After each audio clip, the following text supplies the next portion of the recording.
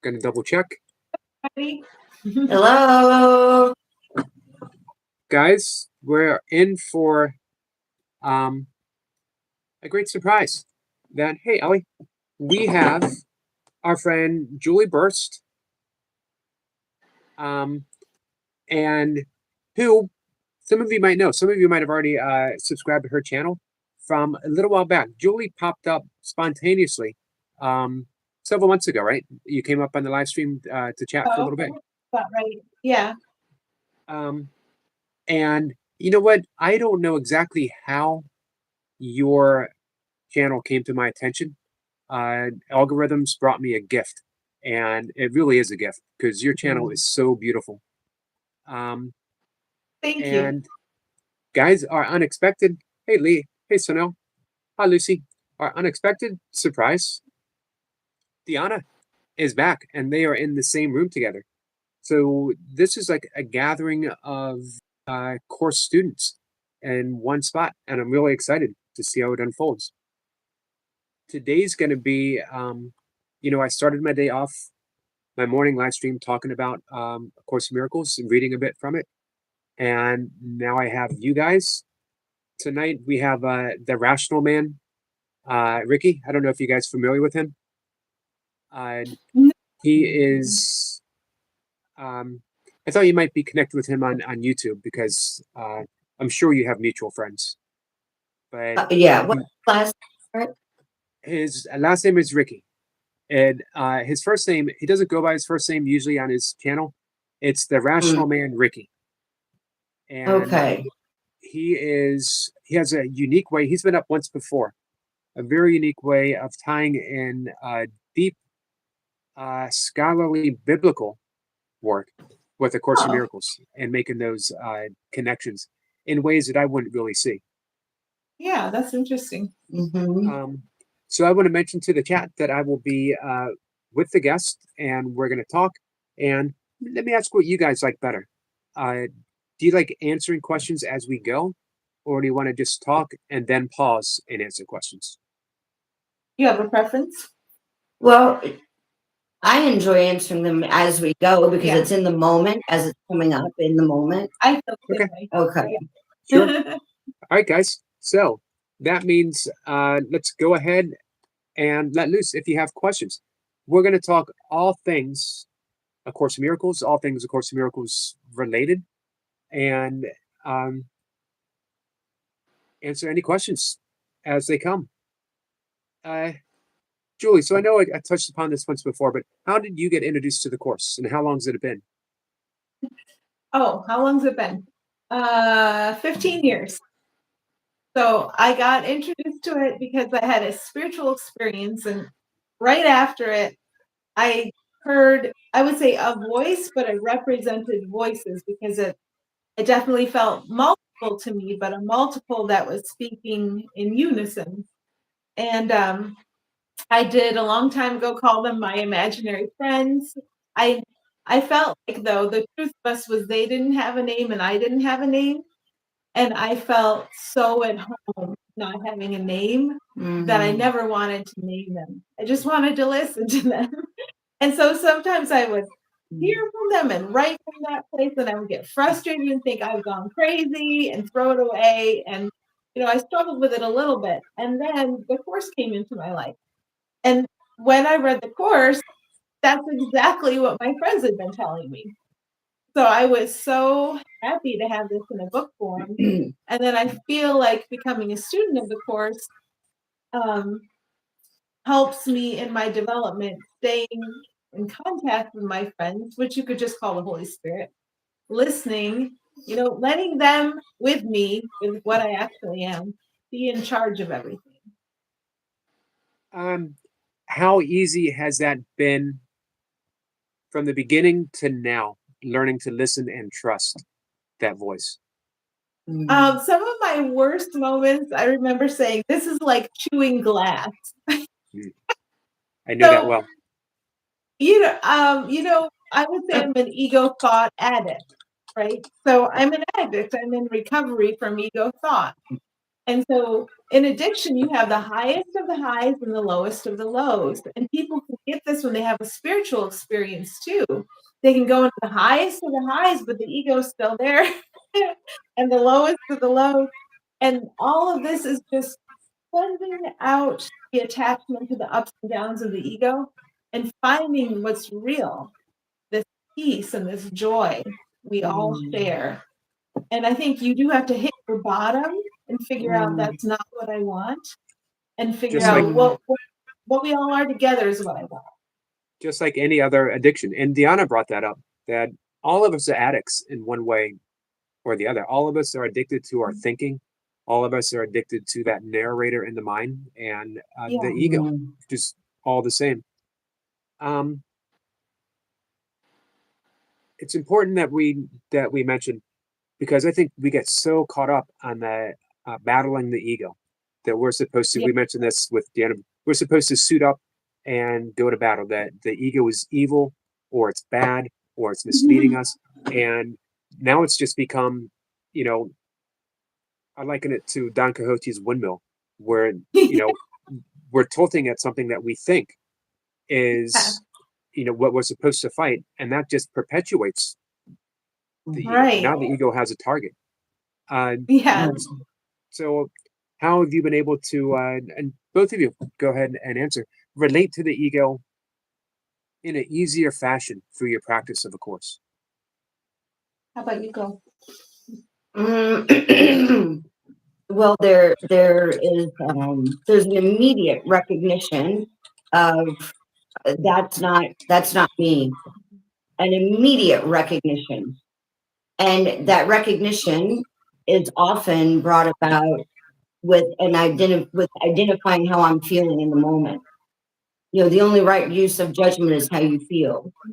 And so based on how I'm feeling, there is an immediate recognition. Oh, this is the ego thought system. This I do not want. I'm not giving my mind over to what David Hoffmeister often calls the death wish. Just unwilling to do that today. I say not today, Satan, but then that gives us an enemy. Right. Well, and words are dualistic, right? Twice removed. There's symbols twice removed from Helen. But yes. I'm gonna say about ego. In the course, it says that ego can be trained.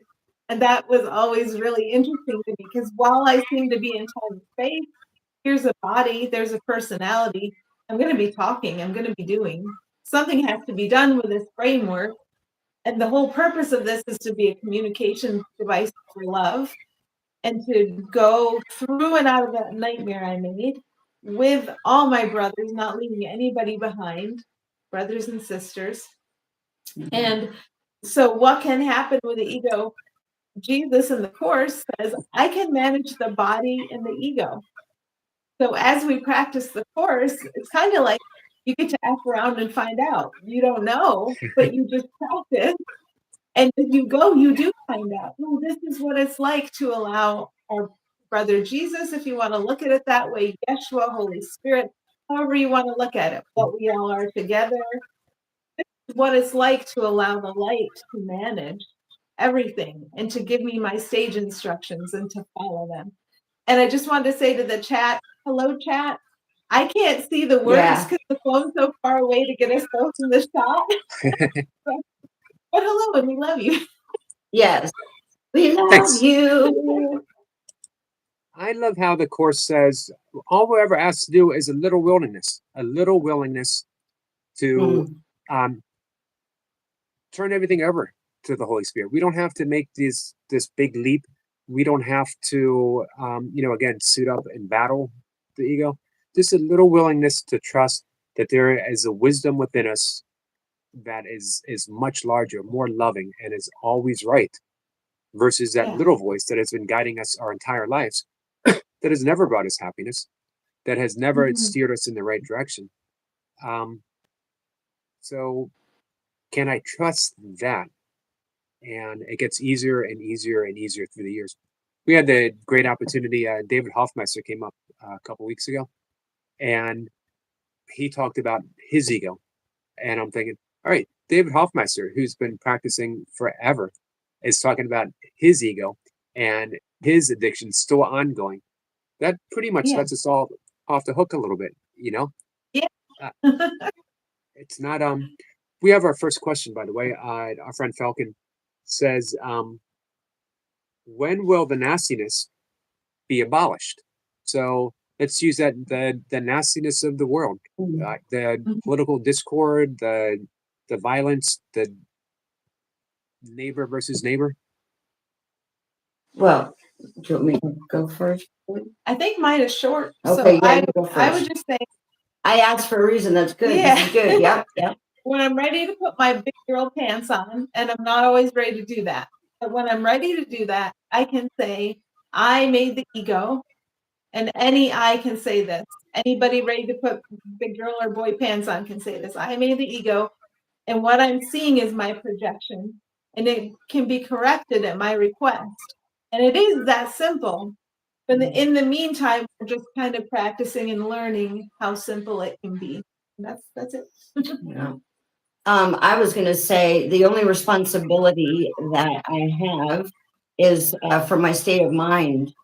I can't. There's nothing I can do with the projection. I mean, it's there is no world. That's the central theme of the course. And if thoughts like that are coming up that I seem to be asking, well, who is the one asking those thoughts? It's really ego analyzing itself. Right. As Julie just said, look at the mess I've made. What am I going to do about the mess I've made? There is no mess, and there is no you. There's no cause in the world. Mom, Dad, come help me. You ask your parents, and they come in and help. That's what I do. I ask a question, inquiry. Sure. Yeah. And as long as there's an apparent mess, we clean. And what we clean is our own misperception that we are limited as an ego, that's who we are. The ego is always going to have division. The ego is always going to have nastiness because Right. the ego thrives on nastiness. It thrives on special relationships, hate, or the perception of love. But when we keep repeatedly choosing the Holy Spirit, we're literally cleaning up the mess of our perception. We're ending the projection, and we're extending ourselves as love.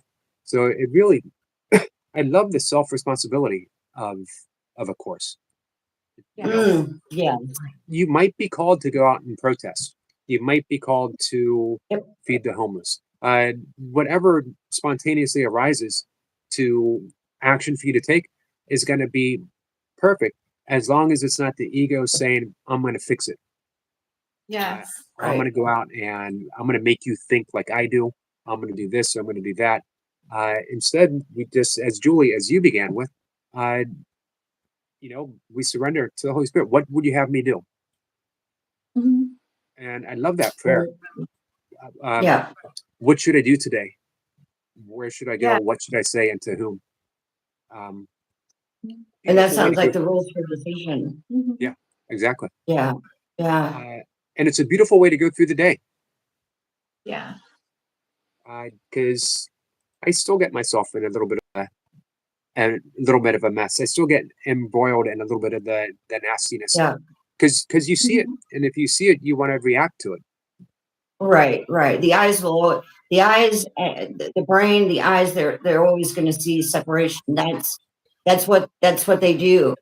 And so the idea becomes, as a decision maker, the only choice I have is, am I going to choose to see it as spirit, as my true self, or am I going to choose to look at it through the eyes of ego? Do I want to be right or do I want to be happy? Yep, that's it. Or discover, I enjoy being happy. Yes. And I love that I can choose peace. Yeah. In any moment. I can be in the middle of a political debate, which happens less and less and less, fortunately. And in any moment, I can recognize how I feel. Another thing I love about the course is it's not bypassing. You don't have a feeling and say, oops, I'm not supposed to feel this way. You Right. feel it, recognize it, and know that you have a choice. Yeah, I Do you- have to acknowledge my feeling, which is such a good pathway for Mm. somebody who has empathized the wrong way for so long. Right, right. Because I was very attentive to feeling, and that's where the course asks you to start. How do you feel?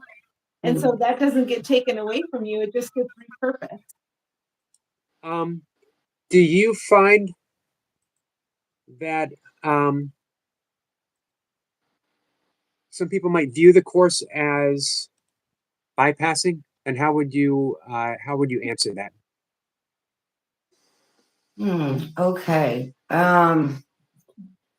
I think it always, no matter what you've seen, no matter what seems to be appearing on the screen, right? No matter what movie seems to be showing, a horror movie, a sitcom, a drama, this is where the course is so simple. It's a simple course for complex minds. The only responsibility that I have is responsibility for sight. I choose what I experience, what I would experience. So it's not about ignoring what you're feeling, but rather recognizing, oh, this is ego, and it's not me, but being present with it, right? Being present with it and allowing the storm to pass through. Don't identify, because once you identify, then you go unconscious, and it's illusion multiplying illusion. But if you just are present with it, it's almost like holding the space for it and allowing it to pass through as your true self.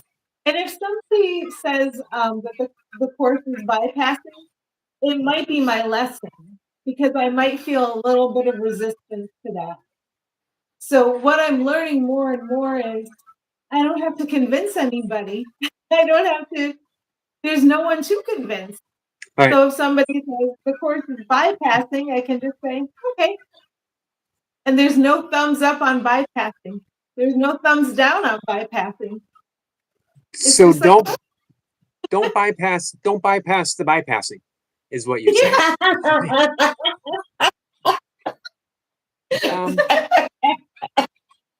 Because we've all mentioned the ego several times. Could you each give your definition of what is the ego, and why don't we want to relate to it as our guiding system or as a guidance system?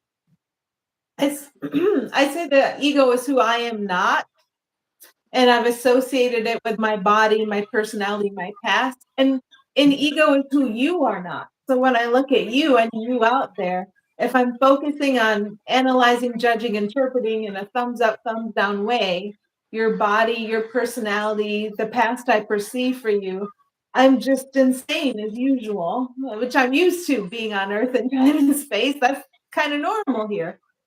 But once I realized there's our shared self to tune into, and this is not ego, our shared self is sane, number one. It's holy, it's innocent, it's loving, it's love, it's peaceful. Why wouldn't I want to be here all the time? But it's a shared self. So I can't be trying to make a special alliance with you, and I can't be trying to condemn you if I'm going to be in that beautiful spot. Yeah, I feel like the ego is just the addiction to time, and time is the timeline. The whole movie that I'm watching that plays throughout the day is the timeline, and it's this addiction to constantly being pulled into the drama and going unconscious and believing that I am DeOna, I'm the character, I'm the personality. If I believe that's what I am, then I believe that's what my brothers and sisters are. And that's when I get stuck in compromise of salvation. I think that someone has to be innocent, which means someone has to be guilty. If I get pulled into identifying on the timeline throughout the day. So it's the addiction to time, to thought. If I could add something personal Sure. experience, the first time I made contact with what I used to call my imaginary friend, it was like I saw in my mind a picture of a control room and a lot of people in this control room, and they're adjusting dials, and then they're simultaneously, we made contact, and they're cheering and they're celebrating. And they're talking to me, and they told me the very first words I heard from them, you were an actress in our favorite soap opera, and we are following your story with great interest. And when I first heard that, first of all, where's this voice coming from? Second of all, what? But I just went with it, and everything you're talking about Right. is what I I love learned. that. They are my shared self. They are the self I share with everyone. And once we remember that, we all have the reality of that alive in us, that memory is in all of us, is here to be uncovered, then there's a place to just rest and be guided from. It's beautiful. It is. I think you set things up nicely to talk about forgiveness, because the ego is not going to forgive. It might No. bargain, it might negotiate, it might plead, and it might grant, but it's not going to forgive. Not really. As long as Yeah. we are, and Dan, I think you said that, as long as we are seeing someone else, actually, you both said it, as long as we are seeing someone else as an ego, we're going to have that in the Song of Prayer, the forgiveness to destroy versus forgiveness for salvation. And, true forgiveness is when I look at you and I see that you're not an ego, and I see the potentiality for my own salvation through forgiveness, of recognizing the face of Christ or the Holy Spirit within you. How do you guys approach the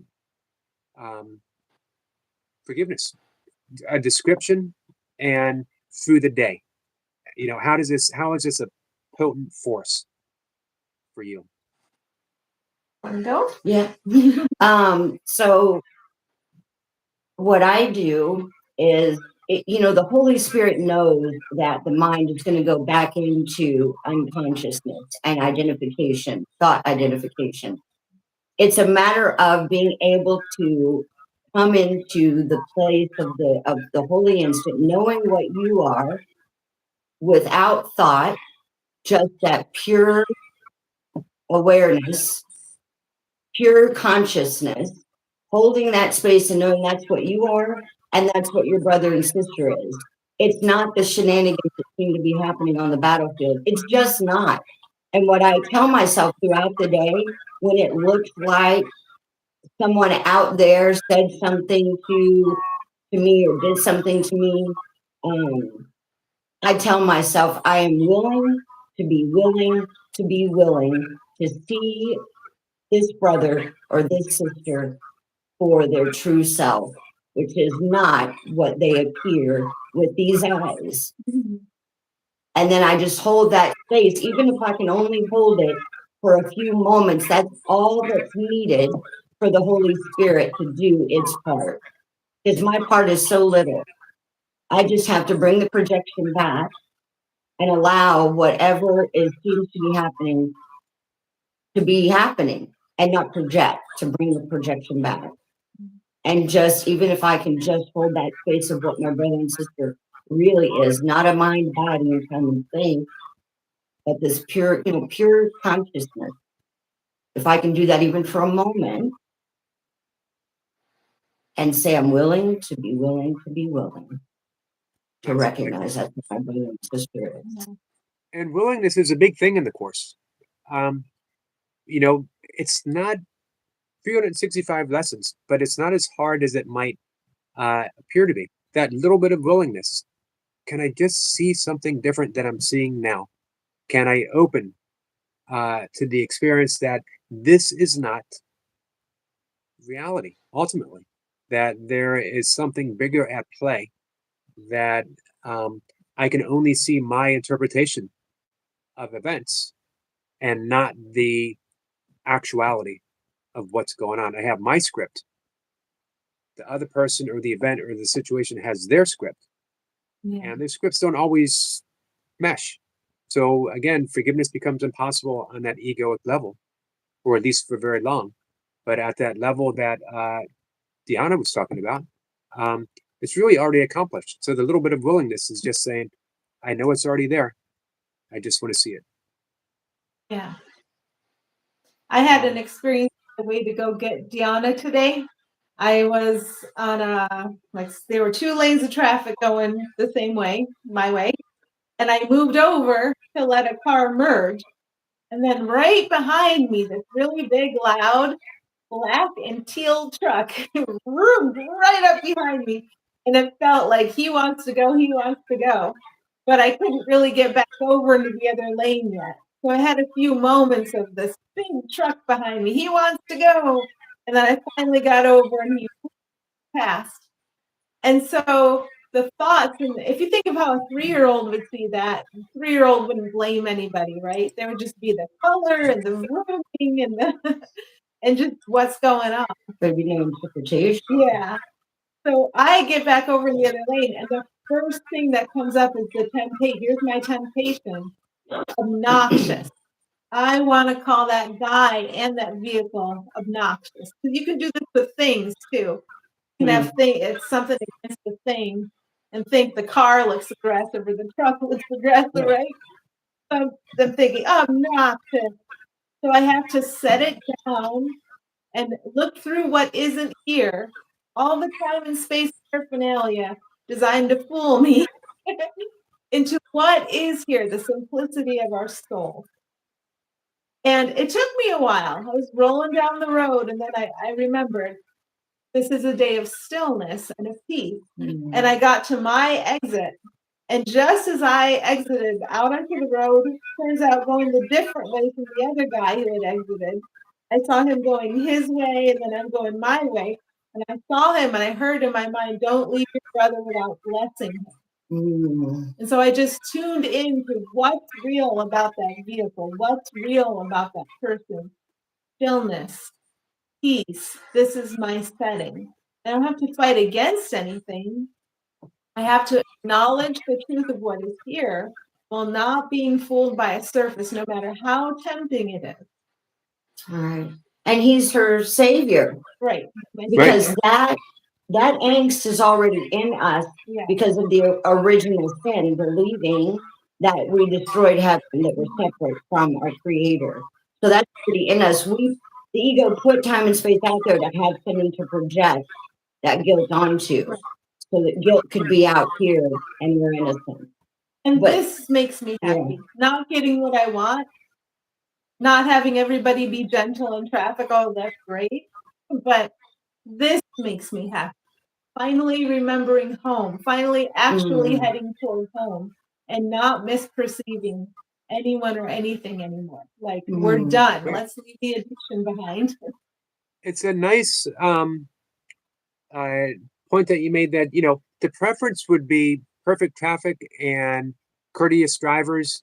But there is that level of peace that transcends preferences that we can touch. So even if our preferences aren't matched, we're still at peace. We're still happy. Yeah. We still have that joy of simply knowing that we can forgive. A question from Lee. Would the ego be more prevalent on somebody who is feeling good, confident, on top of the world, or someone who is feeling low and hides away? It's up to me. So what I see is what I see. Do I see ego on that one? Do I see my fear projection that has taken a form? Or am I seeing the light of their spirit, the truth that they are, the grace that they are? So I can't analyze or interpret anybody who is other than I am, but I can remember them. I can remember them as the pure soul they are. That's basically all I can do, but thankfully it works here. What would you say? Well, the first thing I heard when you were reading that, Eric, is they're both ego. Yes. It's both are ego. Ego is very, it's cunning. It appears to be, it seems to be, it's our own intellect being used against us. You could say it like that. Yeah. And it's it's so easy to pick one over the other. And I think the key word in Lee's question is, would it be more prevalent? And that, because as DeOna says, it's either way, it's the ego. So Right. what's more prevalent is, what do we notice? It might be tempting to, Right. the ego to say, I'm not the ego, I'm on top of the world, I'm feeling good, I've manifested everything in my life, I'm a highly spiritual person. And then we get cut off in traffic, and boom, we realize, that, well, wait a minute. Originally ego. Yeah. Right, right. Let's see.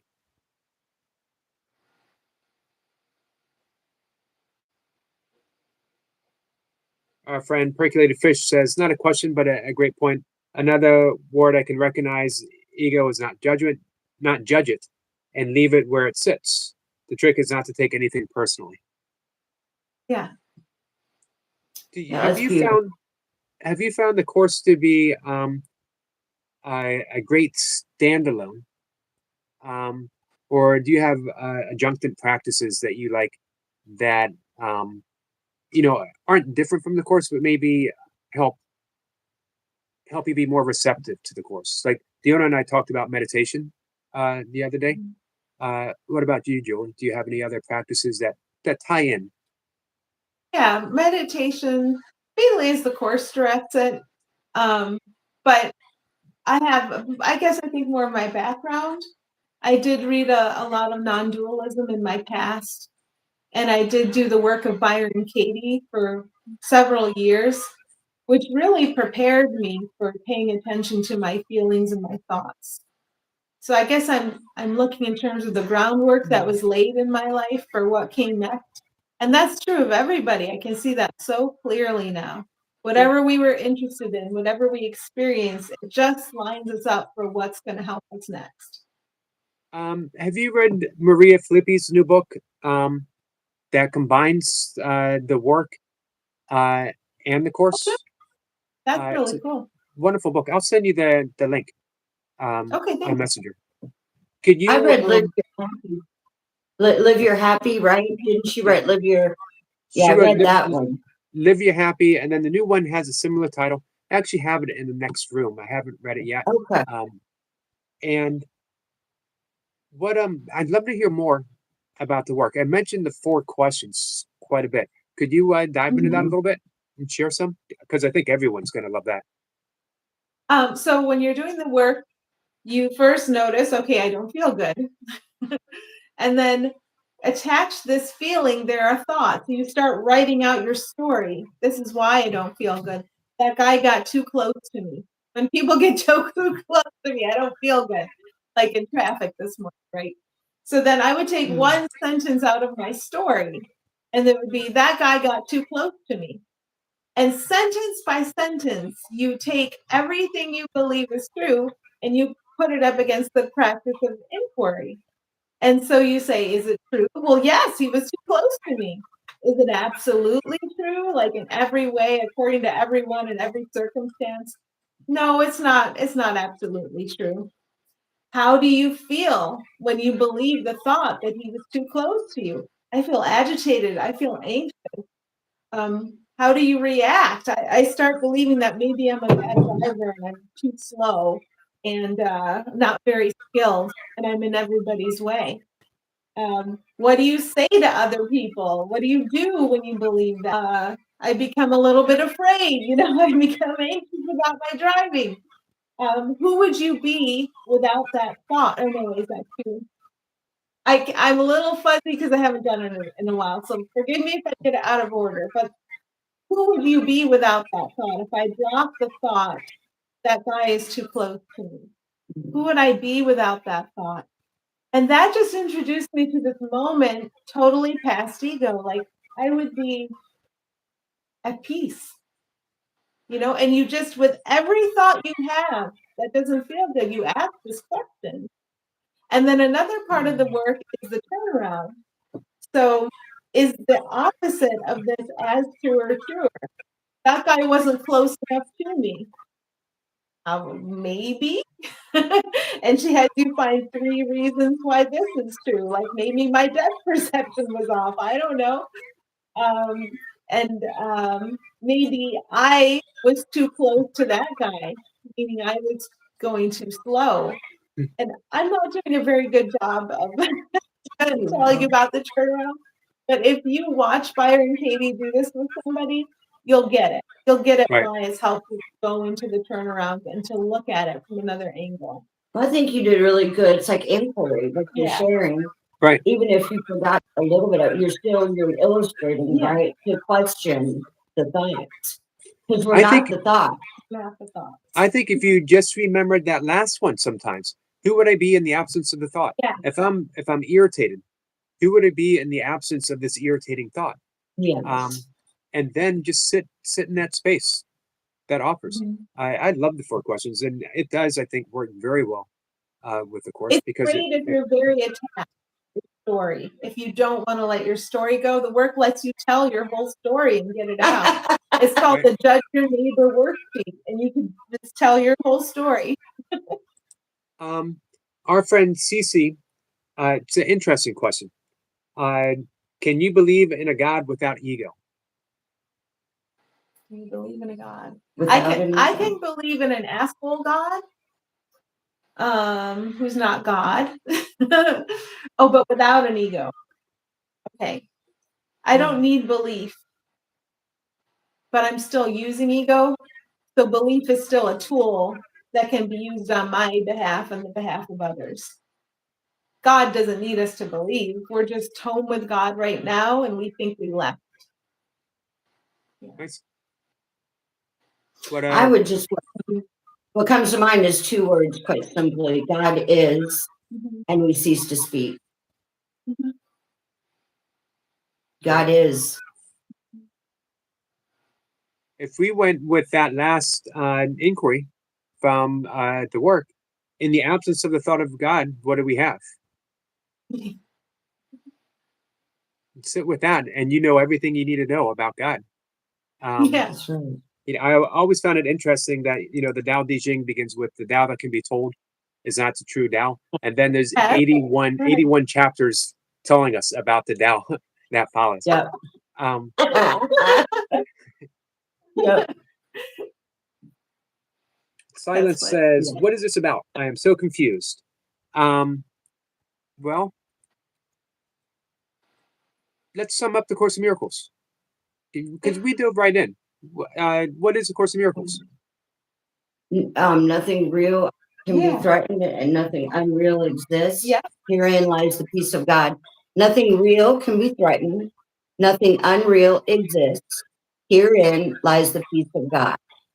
If you've heard of quantum,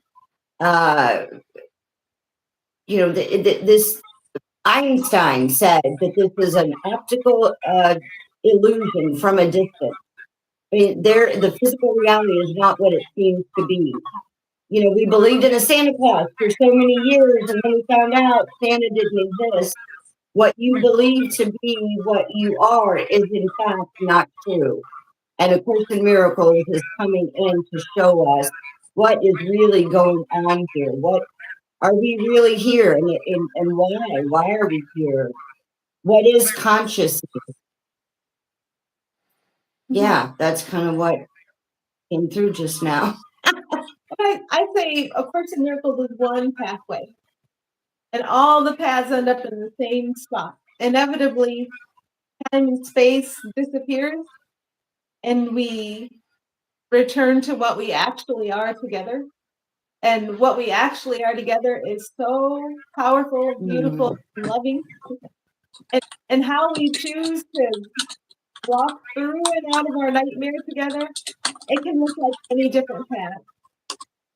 So, Right. of course, it doesn't have to be anybody's path. It's just one path. Yep. Now the Course does claim that it might save you some time. Yes. That Yeah. you A holy relationship. I've devoted my life to yoga as well as the Course, and yoga has really helped my practice of the Course, and Course in Miracles has helped my practice of yoga to the point now where I don't differentiate between the two. It's all the course and it's all yoga. It's life and your approach to it. And you both summed it up beautifully when you said, I'd rather be happy. And the course says, okay, here's how you do it. Let's start with 365 lessons, and it'll teach you how to remember who you really Right. are. Yeah. It trains your mind. Yes. And boy, do we need it. Mhm. Yes, we Because need a the- mind washing. Yeah. Yeah. Because the mind wants to cling and it wants to shove away and it wants to debate and it wants to argue and it wants to hoard, Analyze. analyze. But that's not our true nature. We just need to remember. And of course, again says, it's okay, I'll help. Right. Yeah. It breaks Go on. it down. I love that it has less. Once very early on in my relationship with my husband, I was trying to explain something to him, and I said, I don't know how to live. He said, what do you mean? I don't know how to live. Mm. Well, if you believe that of yourself, the course has 365 lessons, and it will teach you and make it really simple. Travel lighter, as Yeah. Paul Hederman always says. Yeah. You're just going to travel lighter. It unwinds you from a thought system that believes in separation, that believes in subject-object duality, and it unwinds you from that belief that there's really only love here. Oneness, not two. Yeah. I love that the course is holographic. That if I understand one Right. line, one lesson, Yes. one phrase, then I get it all, 100%. Yes. Is there? I noticed that the introduction, "Nothing Real Can Be Threatened," came to you immediately. DeOna, is there Mhm. any other that I we can call it our get out of jail free card that we can pull out of our pocket or out of our Yeah. wallet and say, this sets me Yes. free. If I remember it, it sets me free. No stones to trip on, no obstacles to bar my way. You need take thought for nothing except the one function you would fulfill. Mhm. And the one function is forgiveness. I focus on true forgiveness, which is being willing to accept and recognize that what I think my brother did not happen the way I think it happened. I'm willing to look at this different, just a little bit willing, and allowing myself to move in that. That's all I have to do is the forgiveness, and the spirit handles everything else for me. No stones to trip on, no obstacles to bar my way. Just practice forgiveness. That's my job while I seem to be where I'm not. And mine is this holy instant, what I give to you, you in charge. For I would follow you, so in your direction brings me peace. Well, what is you? It could be the self we all share. And I love doing that because the course says you can pray to the Christ in anyone. So I can pray to the Christ in the driver of the black truck because the spark of light in all of us just never goes away. And so I can say this holy instant, what I give to you, you be in charge. The light in you is the light in me. Let's put that in charge and let's see what comes next. Nice. I like that. And you really, with that get out of jail free card, you can't go wrong. Whatever, what I find more and more is the right thing comes to me, the right line, the right phase when I absolutely need it.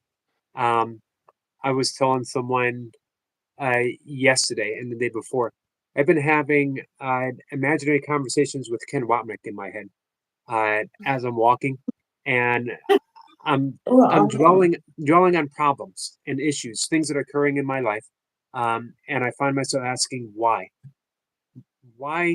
after all this work, so many years, decades and decades and decades, and I find these things playing in my mind like I shouldn't be bothered by this or why is this happening, and my inner Ken Wapnick says effects.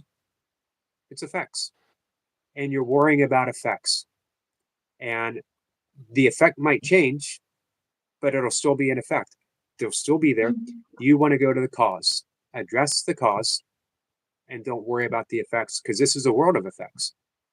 Yes. That's But right. the That's mind deals, the true mind deals with the cause. And you've been right. wasting your time. And I've been sitting here waiting for you to finally ask me. It's By the way, already written. The movie's written. It's over. It's done. right. By the way, my inner Ken Wapnick is he's a bit of an asshole. He will I he love will that take you me. say your inner Ken Wapnick. I Yeah, love he will Keith take. Kavanaugh. There you go. I like Keith Kavanaugh. Yeah. I I had like. such a funny experience with Ken, not person to person, in my thoughts, because I kept getting mad at him, and I kept telling him he was judging people. Ken, you're judging people. How can you do this? Ken, you're judging. You're judging. How can you not see what you're doing? But then I had to take it back to me because I was looking at somebody and seeing a judger. And I had to struggle with this for multiple years, I think. And I would still listen to it, and I would still get triggered and say, Ken, you're judging. And then finally he came to me in a meditation or vision. I don't know. The vision can kind of strike you out of the blue. And he just smiled. He was the quiet smile. And he has come back to me. You know, in the course it says some are unready is yet for more than a smile. Right. He just smiled. He didn't say a word to me. And whenever he's come back, he's done nothing but smile. And that's enough. So now the Ken I know is not words. He's the quiet smile. And now I understand him.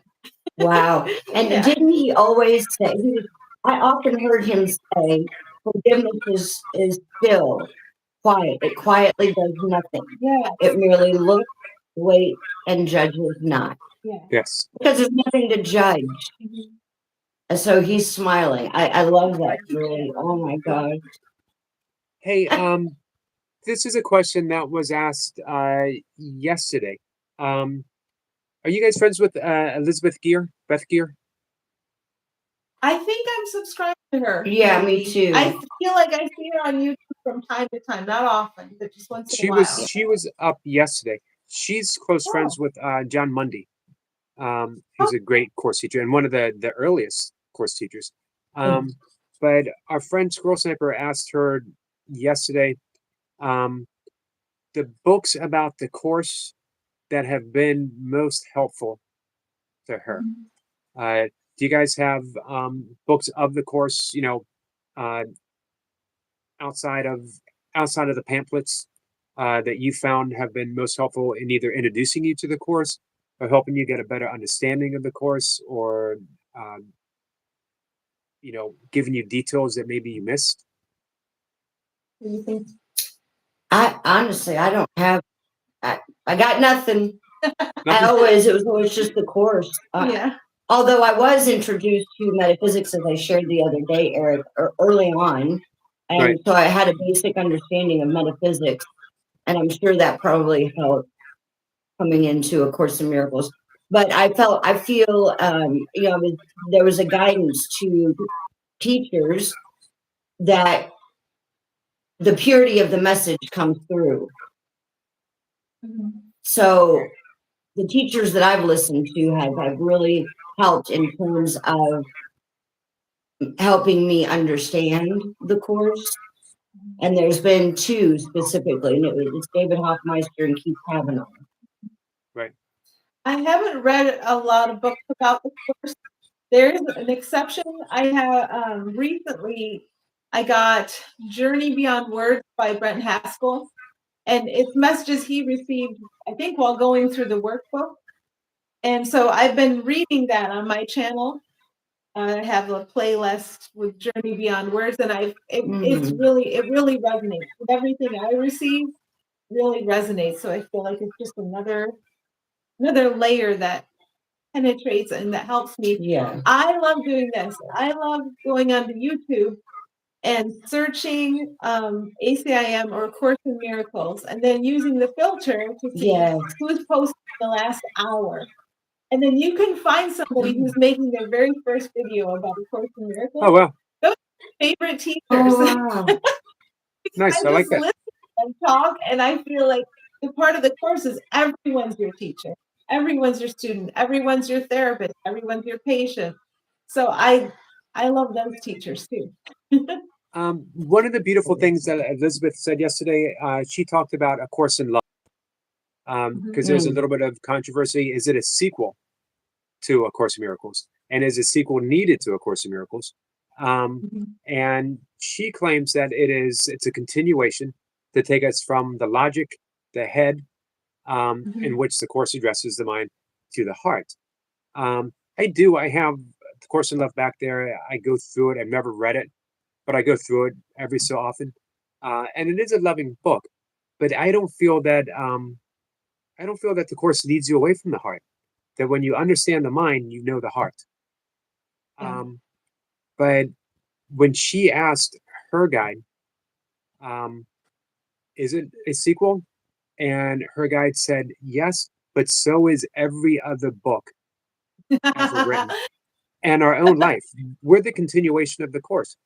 Julie, That's perfect. DeOna, both of you are continuations of the Course because now you're meant to live it, to demonstrate it. Yes, yes. Yeah. Transfer of training. That's it. That's such a great answer. It was a beautiful, and That was, yeah, I love that floored answer. me. Oh my gosh. For me, I started reading about the Course, just reference in other material that I read in the 1980s. And then 1990s, I read Marianne Williamson's The Return to Love, which convinced me to finally buy the Course. And from, like, let's say 93 to 2007, I would pick up the Course, put it away, pick up the Course, put it away, and never made it all the way through. But reading Disappearance of the Universe was a big aha moment, and it made me realize that I need to do the Course, no matter the confrontations that was given, because it was all ego. That the reason I put the book aside was because my ego said, nope, I'm not ready to let go. I'm not ready to even see through. And so Disappearance of the Universe was an extremely helpful book to get me to read the Course.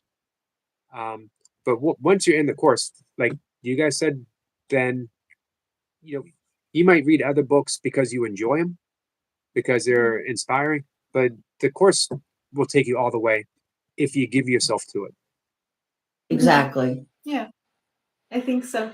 I think somewhere in the Course it says a table could enlighten you if you learn to look at it the right way. Yeah. I love that. I learned that from the Course.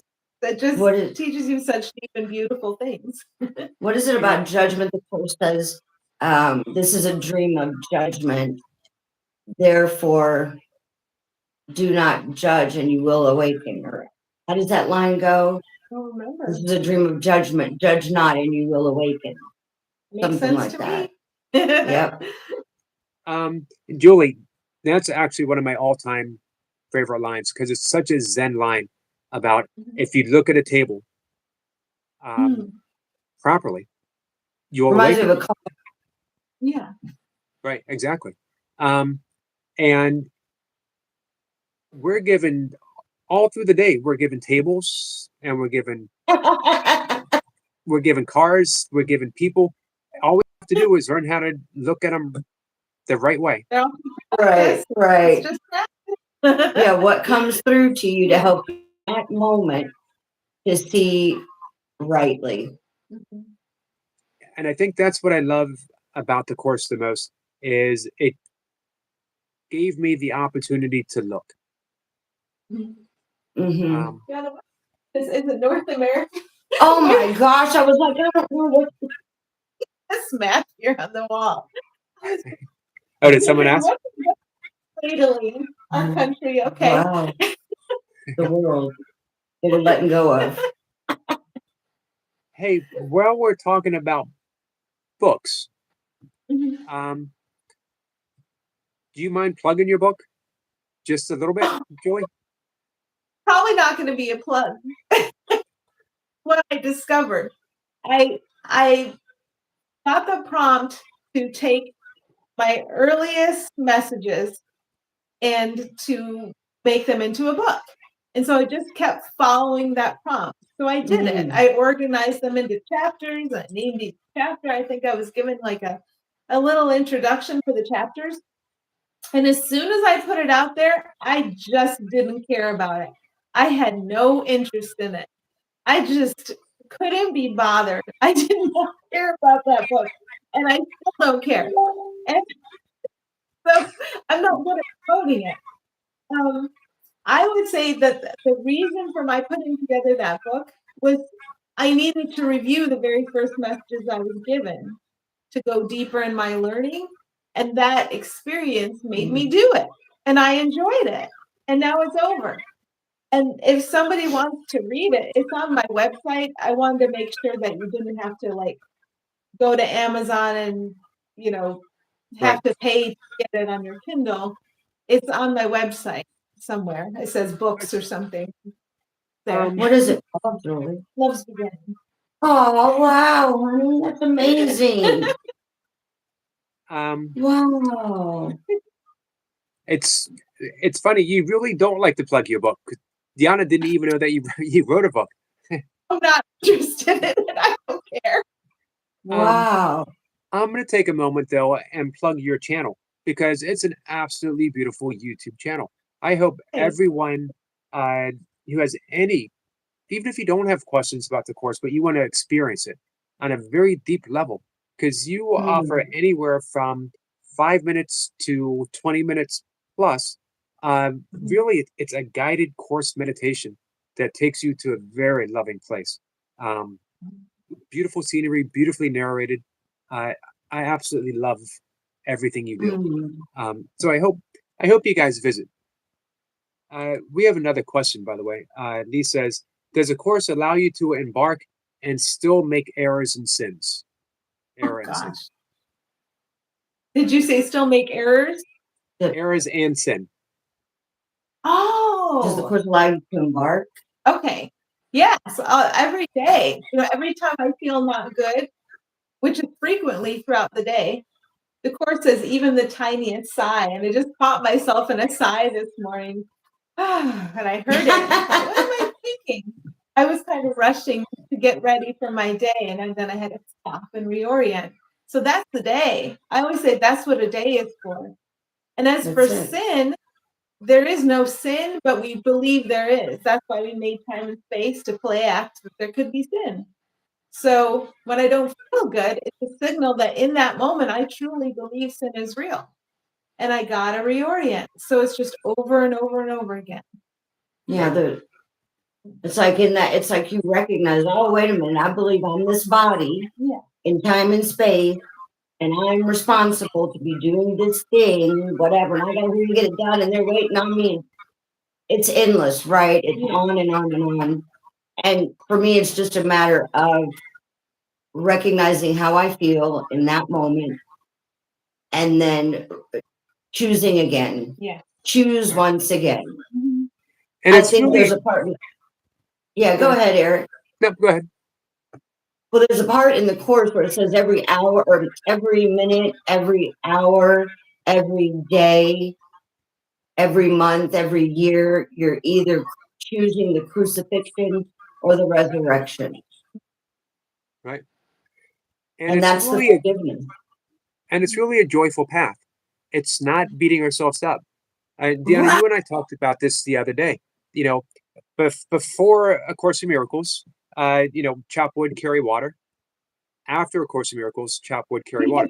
Before the course, mess up, get hurt feelings, hurt other people's feelings, and make your way through life. After A Course in Miracles, mess up, hurt other people's feelings, get your own feelings hurt. But now you have tools. Now you have tools. You're not stuck there. Right. And you have guidance and you understand that it's just every day is just more and more. understand what is guidance, where is guidance, how to follow guidance. Just by practicing, that foundation expands under you and you finally get it. And that brings the happiness. And that's the mind training. Mhm. That's why we've dedicated 365 days. Now, Julie, how is the course practice for you? How do you practice the course in regards to the book itself? Mhm. Some people, like Elizabeth, talked about how, properly understood, the course is a one and done deal. But who understands it in one, well, I've done my lessons. It's good to be awakened. And then about my business. She decided to, when she first read it, to read it again and then read it again, and she does it every year. But what about you, Julie? I am always reading the course every day. I usually read a chapter a day, but not strictly. Sometimes I won't, but that's about the pace. So I go through it multiple times a year. Reading is so easy for me because I did a lot of escapist reading when I was a kid. So however you roll, the course is going to find a way to work with you. That's maybe my deepest meditation is reading. And now through working to share messages, it's also speaking, it's also writing. It feels deeply meditative. So I also go through the lessons every day, every year, and I'll just know it's obvious to me when it's time to stop. But I've probably been doing them just every year since my girls are 10. I found out I was pregnant with twins, and I thought I really got to buckle down, and that's when I decided to do the lessons again. So probably 11 years I've been doing it every year. Yeah. I thought, holy crap, I can't do this. We all have those buckle down moments. Yeah. I mentioned in 2007 that Gary Renard's book helped me, get that prompt. But the biggest prompt was 2007.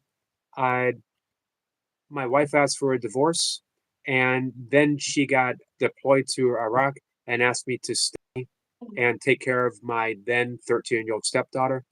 Mhm. My father, who was the main caregiver for my mom, who had Alzheimer's, had a stroke. So I had to step in and help with my dad and then help caregive my mom. It was a lot on my plate, and I knew I was not going to survive that on my own. But Yes. I also knew I didn't have to. Mhm. And the course, and of course, my meditation practice gave me such the perfect tools to caregive someone with Alzheimer's, with dementia, because you have to, the mind training itself uh, is the same as when you're training yourself to relate to someone with dementia, because you have to think differently. You can't think in terms of time, Right. because with dementia patients, there's no such thing as time. Yeah. You can't say, how many times do I have to tell you? You have to say as many times as you're asked, gently and kindly and patiently. And the Right. course gave me that. It gave me everything I needed, even if, and this will be to our friend Lee's relief, even if I made a mistake. Even if another wonderful thing with dealing with anyone with dementia issues is that you learn the very nature of forgiveness because no grudge is ever held. Right. So how could I do less for my mom, who I had a very Mhm. contentious relationship growing up, Oh, and wow. she became my Yeah. greatest teacher. She taught me how to love at the deepest level, to see her not as a mom, but as a spiritual being who was looking at me with pure love and trust that I Mhm. never saw before. Um, As the and then I had price. the great privilege of sitting with my dad 4 years ago, just a week ago, as his caregiver when he passed away, holding his hand and knowing that I no longer related to him as a body and that he was now with me, always with me. The course has given me so much. I can't even. Oh my God. Wings. Wings, I tell you. Yeah. It's given me wings. to have this, to have a deep understanding that I'm not DeOna, I'm not the personality, I'm not the character, I'm not the mind body. So it's going to do whatever it's programmed to do. I have no control over that. I only have one responsibility, and it's to forgive it. Let all things be exactly as they are, and bring back any projections. And my practice is doing that throughout each day. That's why the guiltless learner, you can be the guiltless learner because you recognize, well, that's not me. What does it have? What does DeOna do? There she is doing that crazy thing she does again. What's everyone going to think of her? Oh, wait a minute. That's insane. There's no one out there. There's no character DeOna here. I am spirit. I am the Christ. Oh, oh. Oh. Yeah. The sacred sigh. Yeah. That's a good sign. Yeah. Our lives are set up so perfectly. Everybody's life path is set up so perfectly. I can see it now because I was a caregiver too. That's right. You're set up perfectly to me. But my family had been what I would call left wing, and then they seemed to suddenly turn to the right in their politics. And at the time, I was still more what I would have seen as on the left. And then I went into this caregiving situation with my dad where I was at his house a lot, and the news was on. That's what he wanted to watch. And he wasn't really the one fueling what was on the TV. He was there for it as much as I was. Right? But that was familiar and comforting to him at a time where he seemed to be losing his sense of stability in the world. He was kind of losing a little bit of dementia. Get up and say, so where's my room? So having this stuff on the TV very loud really made me look at my brothers and sisters and love them. I had to see through what I thought I was seeing, but I couldn't go in the direction of agreeing, especially with them, because that started to happen too. I would say, they have a point. Wait a minute, these guys over here, I'd start agreeing. And then I'd start disagreeing and agreeing and and then it would go back the other way. And I started disagreeing and agreeing, and I realized it's not that. It's not either one. And that was such a blessing to have them suddenly change course, and it would be like, I don't even know how did this happen? What? You're not the same people I knew. And to understand through the news really helped me because it wasn't going anywhere. I was there and it was on.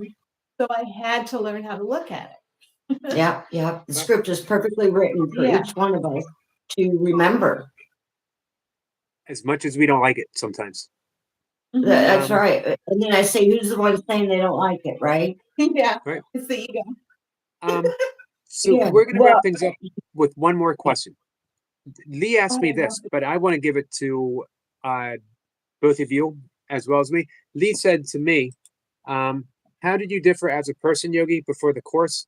I can't ever imagine you spiteful or angry or anything like that.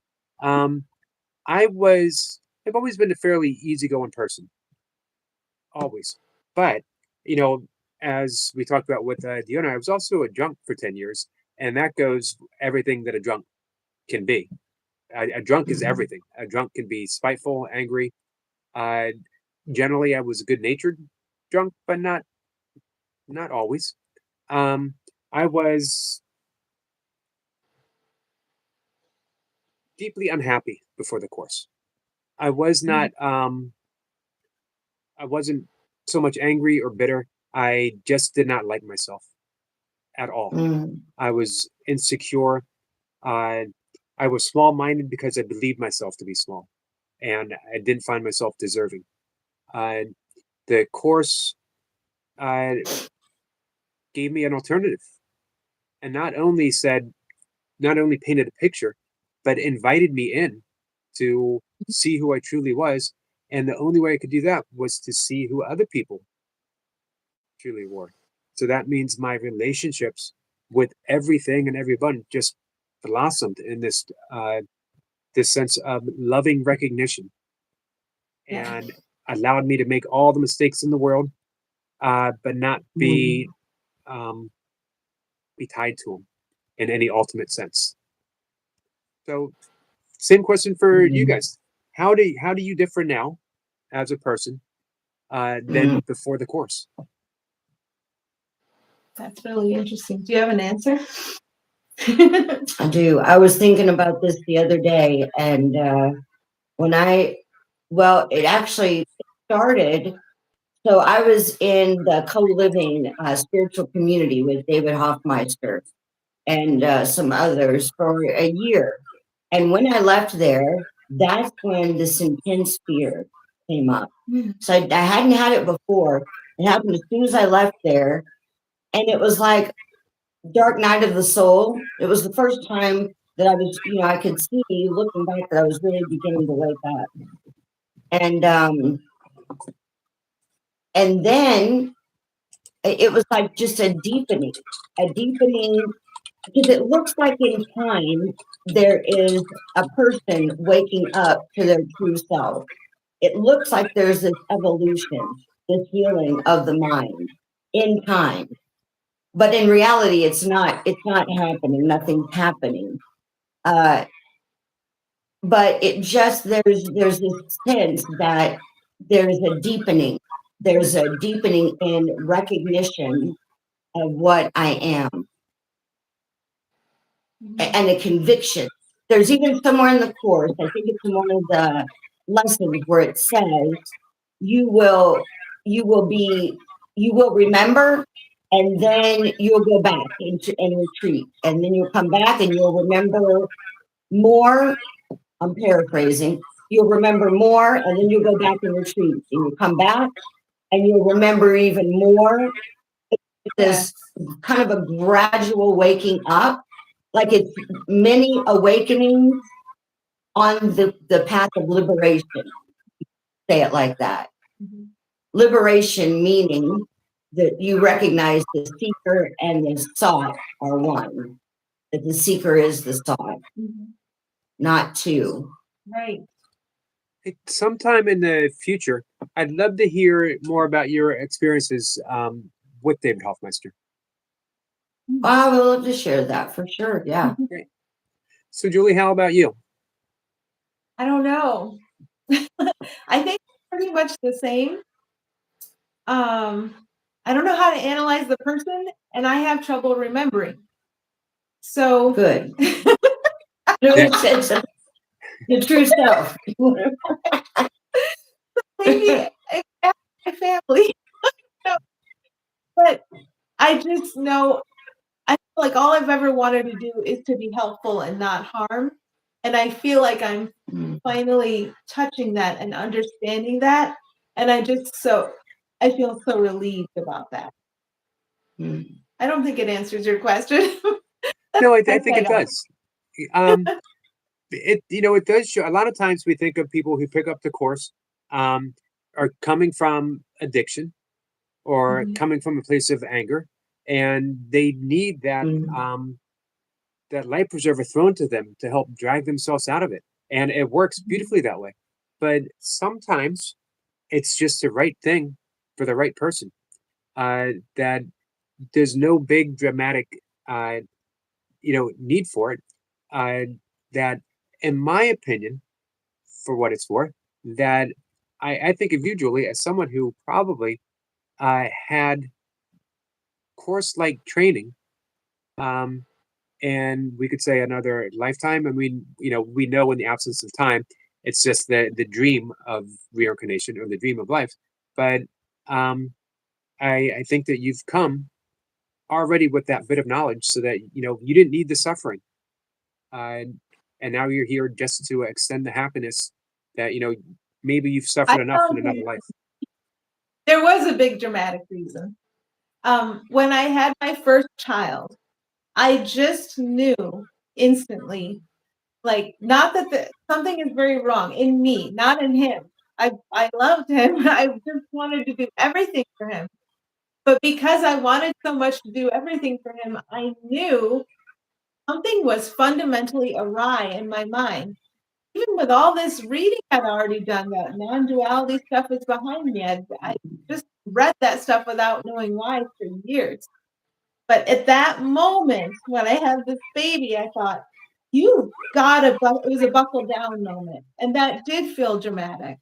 And now I have 4 kids. And so I still feel that same way, like for them, for you, for everyone, because they become everyone. You have your special relationship first, and that blossoms into everyone. Just keep going, keep letting it go. It's important. Right. I think we can maybe sum it up. The course comes into our lives when we need it the most, when we're ready for it. And there it is. Yes. So we're going to have to wrap things up. What a joyful conversation. I don't know if this I is love it. possible, but I'd love the thought of maybe once a month or so panel with Julie and DeOna and just all things course related. I would love you that. like that? I would be honored. Absolutely. I was so excited to see her Oh, because I thought I saw her on the live. I thought, I know her. I know her. You know what? I said that was the last question, but I got one more. How do you two know each other? Oh, the Unity Church. Well, Facebook. We knew each other from Facebook. Yes. Facebook. From like 2020 or back in the early days, like 2020. And then I come here. She appears in my area. And she shows up at the Unity Church that I happen to go to. And her and I've actually spoken together at Unity Church. That's awesome. That's funny. Awesome. Yeah. So officially, we have a panel. We have a Course in Miracles panel. Yay. Once a month or so, as it works out for everyone's schedule. Yes. And we'll talk a course and answer any questions if anyone has them. We'll have a secret club handshake. Let's be special. You never know. You never know what's going to happen. Oh, wow. But we will have fun. I found I had the same experience, Julie, with you that I had with DeOna on Wednesday, which is Tuesday, sorry, where these little moments where you just feel broken open, that there's just so much love and presence. So you both brought me such a great gift this week. Thank you so much.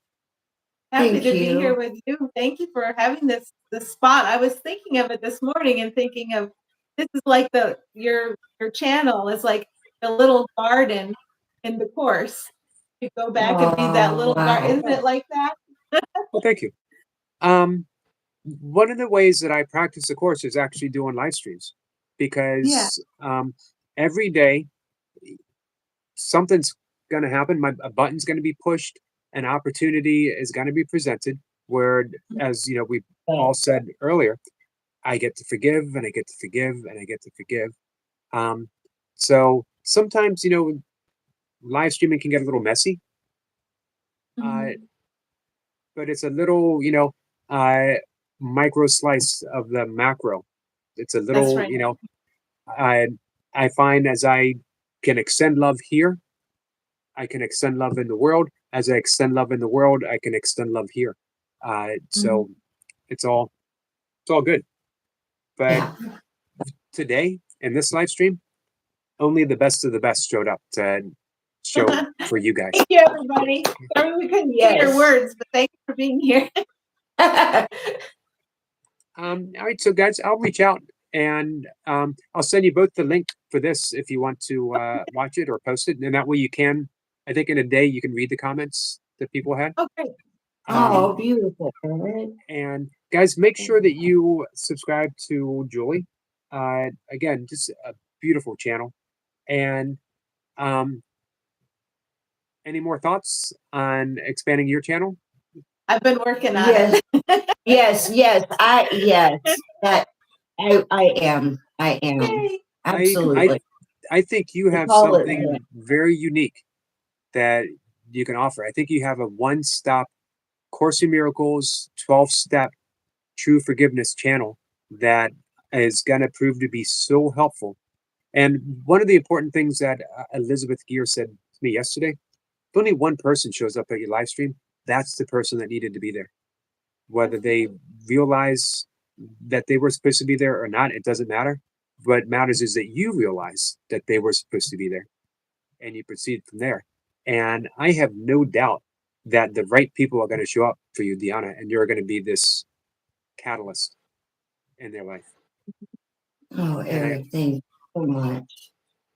Yeah. All right, it's done. The call was answered. Yay! Awesome. And Julie, I already know that you are that right now for so many, without a doubt. I know what your channel is doing for others because I'm one of them. So Thank you. thank you. I appreciate that. All right. I love you guys. Thanks, everybody. Yay for us. Exactly.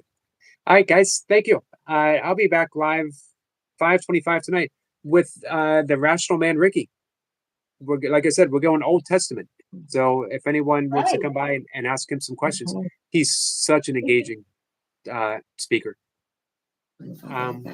So 5:25 Eastern. I'll stop it if I can. Eastern. Okay. Yep. All right. Take care, guys. All right. Bye-bye, Eric. everybody. Bye. I'm not sure how to do I it. think you just